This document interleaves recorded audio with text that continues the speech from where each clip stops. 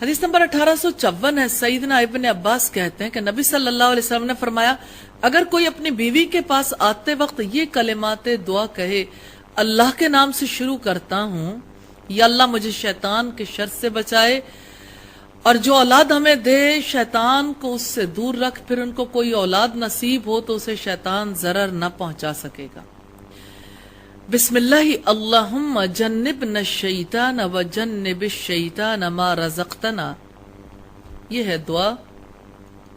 مسلم میں یہ روایت 3533 پر، بخاری میں 141 پر، ابن ماجہ میں 1919 نمبر پر ہے.